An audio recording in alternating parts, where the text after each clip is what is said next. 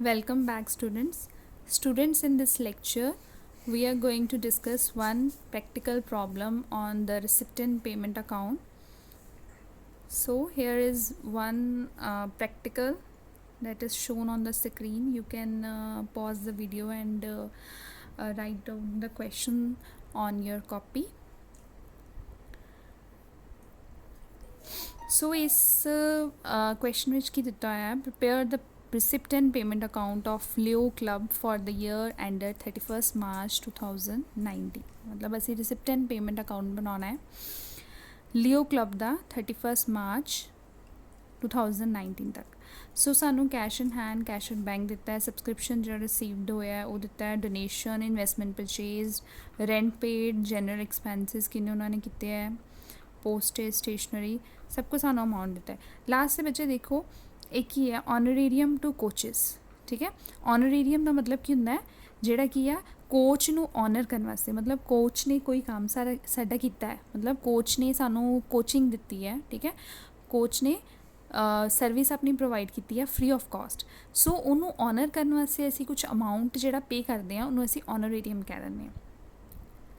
ਅਤੇ ਲਾਸਟ 'ਤੇ ਸਾਨੂੰ ਕੈਸ਼ ਇਨ ਹੈਂਡ ਵੀ ਦਿੱਤਾ ਹੋਇਆ ਅਤੇ ਕੈਸ਼ ਇਨ ਬੈਂਕ ਜਿਹੜਾ ਵਾ ਉਹ ਸਾਨੂੰ ਨਹੀਂ ਦਿੱਤਾ ਹੋਇਆ। ਇਟ ਮੀਨਸ ਜਿਹੜਾ ਵੀ ਇਹਦਾ ਬੈਲੈਂਸ ਆਏਗਾ ਲਾਸਟ 'ਤੇ ਰਿਸਿਪਟੈਂਟ ਪੇਮੈਂਟ ਅਕਾਊਂਟ ਦਾ ਜਿਹੜਾ ਵੀ ਬੈਲੈਂਸ ਹੋਏਗਾ ਉਹ ਐਕਚੁਅਲ ਵਿੱਚ ਕੈਸ਼ ਐਟ ਬੈਂਕ ਹੋਏਗਾ।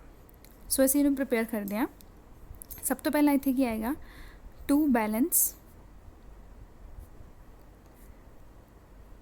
brought down, cash in hand, cash in hand amount कितना है 500, cash at bank 3400, subscription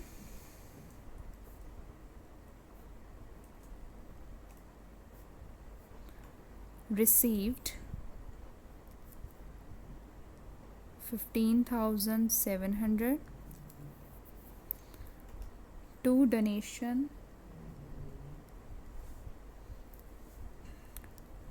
2,800, by investment ਜਿਹੜਾ ਸੀ ਇਹ ਜਿਹੜੇ ਅਮਾਊਂਟਸ ਅਸੀਂ ਰਿਸੀਵ ਕੀਤੇ ਸੀ ਉਹਨਾਂ ਨੂੰ ਅਸੀਂ ਡੈਬਿਟ ਸਾਈਡ 'ਤੇ ਕਰ ਦਿੱਤਾ ਅਤੇ ਇੱਧਰ ਆਏਗਾ ਬਾਈ ਇਨਵੈਸਟਮੈਂਟ ਅਸੀਂ ਪਰਚੇਜ਼ ਕੀਤੀ ਹੈ। ਸੋ ਅਮਾਊਂਟ ਸਾਡਾ ਗਿਆ, ਸੋ ਉਹਨੂੰ ਅਸੀਂ ਕ੍ਰੈਡਿਟ ਸਾਈਡ 'ਤੇ ਲਿਖਾਂਗੇ। ਇਨਵੈਸਟਮੈਂਟ ਪਰਚੇਜ਼ਡ ਬਾਈ ਰੈਂਟ ਪੇਡ, ਰੈਂਟ ਅਸੀਂ ਪੇ ਕੀਤਾ ਉਹਨੂੰ ਵੀ ਅਸੀਂ ਕ੍ਰੈਡਿਟ ਸਾਈਡ 'ਤੇ ਅਸੀਂ ਸ਼ੋ ਕਰਾਂਗੇ 500।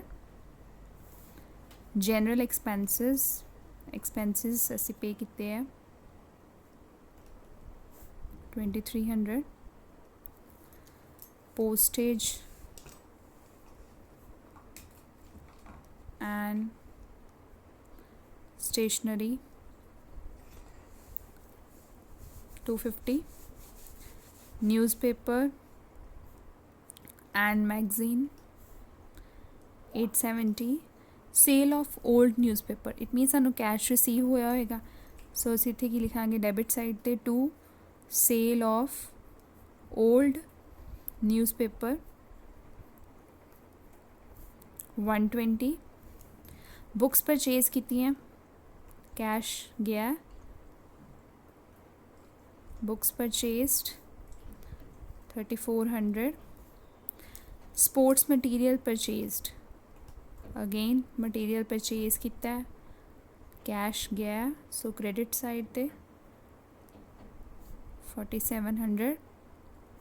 Interest on investment received, it means amount ਜਿਹੜਾ ਸਾਨੂੰ ਰਿਸੀਵ ਹੋਇਆ ਵਾ। ਸੋ ਡੈਬਿਟ ਸਾਈਡ 'ਤੇ to interest on investment 500। Honorarium to coaches, honorarium ਜਿਹੜਾ ਅਸੀਂ ਪੇ ਕੀਤਾ ਕੋਚ ਨੂੰ ਕ੍ਰੈਡਿਟ ਸਾਈਡ 'ਤੇ ਟੂ ਕੋਚ 1,500। ਇਹ ਸਾਰੇ ਅਸੀਂ ਬਾਈ ਲਿਖ ਕੇ ਲਿਖਾਂਗੇ। ਠੀਕ ਹੈ, ਟੂ ਸਾਈਡ ਡੈਬਿਟ ਸਾਈਡ ਅਸੀਂ 2 ਲਿਖਦੇ ਹਾਂ, ਇੱਧਰ ਬਾਈ ਲਿਖਾਂਗੇ ਅਸੀਂ ਸਾਰਿਆਂ ਦੇ ਅੱਗੇ। ਲਾਸਟ ਅਸੀਂ ਇਹਨੂੰ ਕੈਲਕੂਲੇਟ ਕਰਾਂਗੇ। ਠੀਕ ਹੈ, ਕੈਲਕੂਲੇਸ਼ਨ ਕਰਨ ਤੋਂ ਬਾਅਦ ਸਾਡਾ ਇੱਥੇ ਅਮਾਊਂਟ ਆ ਜਾਏਗਾ by balance by balance carry down cash का अमाउंट सानू दिता होया कैश कितना है 300 जो भी हुण अमाउंट आएगा इत्थे वो असीं इत्थे लिखांगे कैश एट बैंक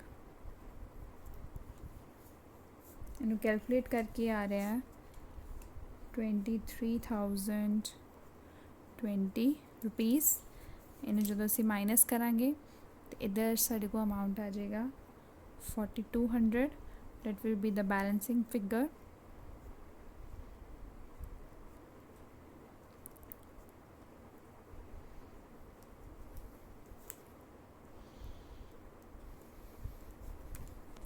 सो इस तरीके दे नाल असीं जिहड़ा वा रिसिप्ट एंड पेमेंट अकाउंट जिहड़ा वा प्रिपेयर करांगे ਇਹਦੇ ਵਿੱਚ ਅਸੀਂ ਕਿਸੇ ਵੀ ਤਰ੍ਹਾਂ ਦੀ ਡਿਸਟਿੰਕਸ਼ਨ ਨਹੀਂ ਕੀਤੀ ਕਿ ਕੋਈ ਵੀ ਆਈਟਮ ਜਿਹੜੀ ਹੈ ਰੈਵਨਿਊ ਨੇਚਰ ਦੀ ਹੈ ਜਾਂ ਕੈਪੀਟਲ ਨੇਚਰ ਦੀ ਹੈ ਭਾਵੇਂ ਅਸੀਂ ਇਨਵੈਸਟਮੈਂਟ ਪਰਚੇਜ਼ ਕੀਤੀ ਹੈ ਠੀਕ ਹੈ ਅਸੀਂ ਉਹਨੂੰ ਵੀ ਰਿਕਾਰਡ ਜਿਹੜਾ ਕੀਤਾ ਹੈ on the basis of real account basis ਠੀਕ ਹੈ ਰੀਅਲ ਅਕਾਊਂਟ ਦੇ ਰੂਲ ਦੇ ਅਕੋਰਡਿੰਗ ਜੋ ਵੀ ਸਾਨੂੰ ਰਿਸੀਵ ਹੋਇਆ ਹੈ ਉਹਨੂੰ ਅਸੀਂ ਡੈਬਿਟ ਸਾਈਡ ਤੇ ਜੋ ਵੀ ਅਸੀਂ ਪੇ ਕੀਤਾ ਹੈ ਉਹਨੂੰ ਅਸੀਂ ਕ੍ਰੈਡਿਟ ਸਾਈਡ ਤੇ ਜਿਹੜਾ ਵਾ ਉਹ ਰਿਕਾਰਡ ਕੀਤਾ ਵਾ ਤੇ ਅਲਟੀਮੇਟਲੀ ਜਿਹੜਾ ਅਮਾਊਂਟ ਆਇਆ ਵਾ ਉਹਨੂੰ ਅਸੀਂ by balance carried on cash in hand and cash at bank ਵਿੱਚ ਜਿਹੜਾ ਵਾ ਉਹ ਸ਼ੋ ਕੀਤਾ ਹੈ ਠੀਕ ਹੈ ਆਈ ਹੋਪ ਤੁਹਾਨੂੰ ਇਹ ਸਮਝ ਲੱਗ ਗਿਆ ਹੋਏਗਾ in the next lecture we will discuss the next final account statement of the non-profit organization that is income and expenditure account okay